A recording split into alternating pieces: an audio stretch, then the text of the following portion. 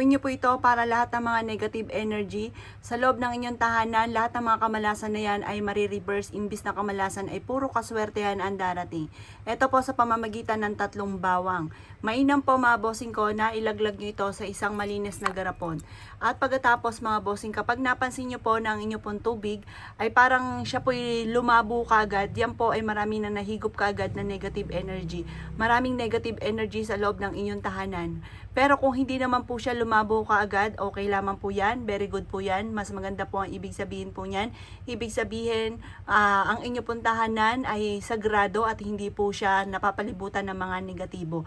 Proven po ito, napaka-epektibo po nito basta may 100% kang paniniwala sa mga ganitong pamamaraan. Kayo mismo ay ma-amaze dahil imbis po ng mga kamalasan or kaya po yung mga kamalasan ngayon na mga dumarating sa inyo, marireverse po yan. Dahil tayo ayaw natin ang malas, gusto natin ay puro swerte, mainam na gawin nyo po ito sa umaga.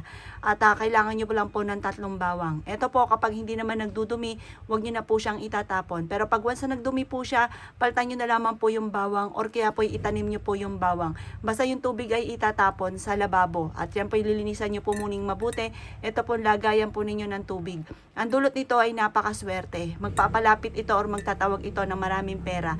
Magpapalapit ito ng swerte. Maraming blessing ang darating. Kayo mismo ay ma-amaze dahil magsusunod-sunod ang mga swerte na darating po sa inyo. Kayo po, basta positive lamang. Walang imposible, makakamit nyo kung ano man ang inyo pong mga ninais. Proven po ito, napakaswerte po nito. Kaya ako'y kinaniwala at nais po itong gawin. Huwag ka na magpatumpik-tumpik pa. Gawin nyo po ito at napaka-epektibo po ng ganitong mga pamamaraan.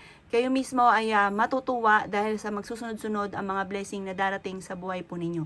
Basta gawin nyo po ito ng pasikreto lang na walang kahit sino man ang nakakaalam upang sa ganoon hindi makontra ang inyong mga ninanais. Ito po ilalagay nyo sa likod ng inyong pong pintuan ng main door at ang dulot nito ay napakaswerte.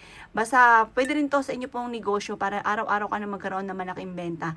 Yung mga kamalasan sa inyo pong negosyo ay matitigil na at araw-araw ka nabibigyan nito ng maraming benta. Proven po ito, napakaswerte po nito. Gawin nyo na po ito.